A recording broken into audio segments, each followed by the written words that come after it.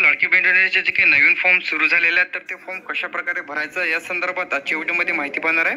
तुम्ही जर आपल्या चॅनलवरती पहिल्यांदा आले असेल तर चॅनलला सबस्क्राईब करून ठेवा व ज्यांचे लाडकी बहीण योजनेचे फॉर्म राहिलेले आहेत तर त्यांनी कशा प्रकारे भरायचं आहे. सर्वात पहिले तुम्हाला आवश्यक कागदपत्रे यावरती क्लिक करून तुम्हाला आता जे काही इथं तुम्हाला तुमच्याकडे आधार कार्ड असणे आवश्यक आहे. त्यानंतर आदिवासी प्रमाणपत्र जे जर नसेल तुमच्याकडे तर तुम्ही मतदान कार्ड इथे लावू शकता, जन्म प्रमाणपत्र किंवा शाळा सोडण्याचा दाखला कोणतेही एक डॉक्युमेंट्स तुम्हाला इथे चालणार आहे. तर तुमच्याकडे आधार कार्ड किंवा तुमच्याकडे रेशन कार्ड असणे सुद्धा आवश्यक आहे. तर रेशन कार्ड असलं तरी चालेल. त्यानंतर तुम्हाला जे काही परराज्यातील जर महिला जर असेल तर त्यांचं जे काही पतीचं तुम्हाला ID प्रूफ इथं द्यायचं आहे. तर हे तुम्हाला हे जे आपण सर्वजण महाराष्ट्रातलेच आहे ते तुम्हाला 3 नंबरचं काही आवश्यकता नाही. त्यानंतर वार्षिक उत्पन्न 2.5 लाखापेक्षा कमी असणे आवश्यक आहे. त्यानंतर जर उत्पन्नाचा दाखला जर तुमच्याकडे नसेल तर पिवळे किंवा केसरी रेशन कार्ड तुम्ही अपलोड करू शकता. त्यानंतर इथं तुम्हाला तुमच्या बँकेचा जे काही तपशील इथं लागणार आहे, बँकेचा जे काही तुम्हाला अकाउंट इथं लागणार आहे, जे काही डेबिट खातेवाला असणे आवश्यक आहे. त्यानंतर एक हमीपत्र म्हणजे फोटो तुम्हाला इथं लागणार आहे. तर त्यासाठी आता आपण इथं अर्ज करणार आहोत. तर इथं तुम्हाला अर्जदार लॉग इन या ऑप्शनवरती क्लिक करायचं आहे. तुम्हाला इथे तुमचा मोबाईल नंबर, पासवर्ड आणि कॅप्चा टाकून लॉग इन वरती जे क्लिक करायचं आहे. जर तुमच्याकडे अकाउंट नसेल तर क्रिएट अकाउंट या ऑप्शनवरती क्लिक करायचं आहे. तर इथं तुम्हाला तुमचं फुल नेम टाकायचं आहे. त्यानंतर तुमचा मोबाईल नंबर, इथं पासवर्ड टाकायचा आहे जे की तुम्हाला लॉग इन करता एवढेच लागेल.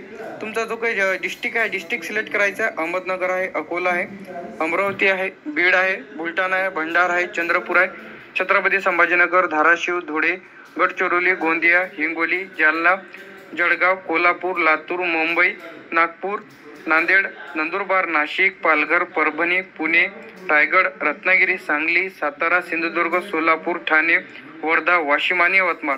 तुमचा जो काही जिल्हा सिलेक्ट करायचा, तालुक्यांची यादी, गाव सिलेक्ट करायचं आहे. त्यानंतर तुमचं जे काही कोणत्या एरियामध्ये येते ते तुम्हाला इथे सिलेक्ट करायचं आहे. त्यानंतर तुम्हाला सर्व टाकून साइन अप यावरती जे क्लिक करायचं तर तुमचं जे काही अकाउंट आहे तिथं क्रिएट होऊन जाईल. त्यानंतर तुमचा युजर नेम म्हणजे तुमचा लॉग इन करण्यासाठी तुम्हाला तुमचा मोबाईल नंबर, पासवर्ड जे काही तुम्ही टाकला होता तेच पासवर्ड टाकायचा आहे. कॅप्चा टाकायचं इथं कॅपिटल स्मॉल जसंच्या तसं जे काय आलं ते तुम्हाला इथं टाकायचं आहे.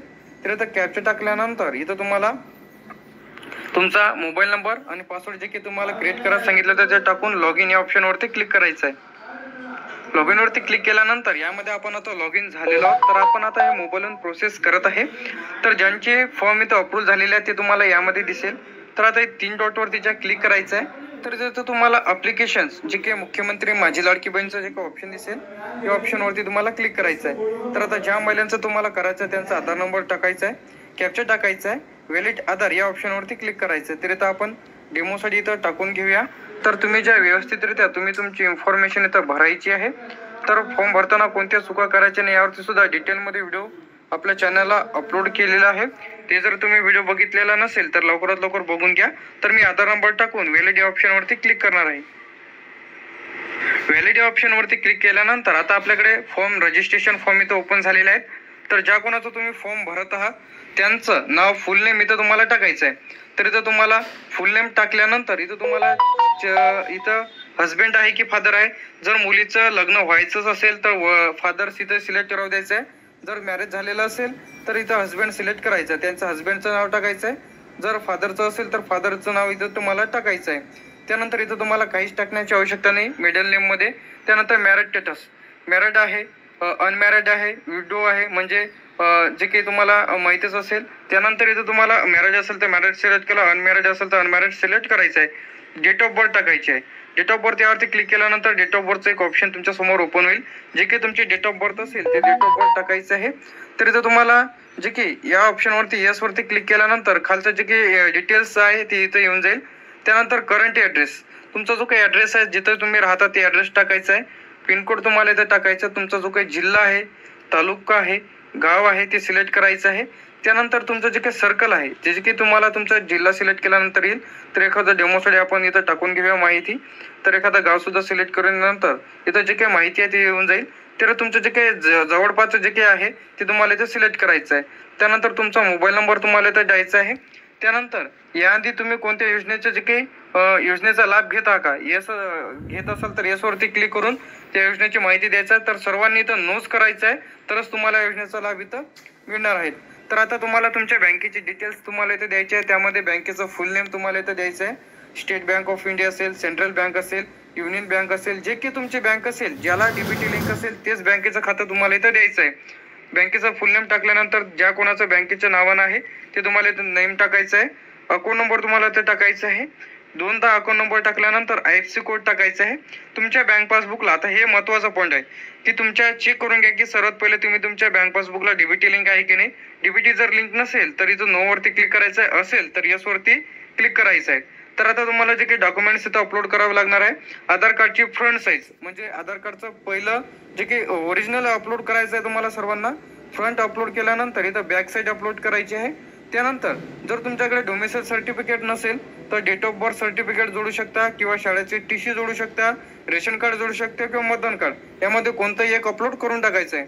त्यानंतर इथं तुम्हाला यस वरती क्लिक करून तुम्ही तुमच्या जे काही रेशन कार्ड आहे, जर तुमच्याकडे उत्पन्नाचा दाखला असेल तर नो वरती क्लिक करून तुम्ही तुमचा इन्कम सर्टिफिकेट म्हणजे उत्पन्नाचा दाखला इथं अपलोड करायचा आहे.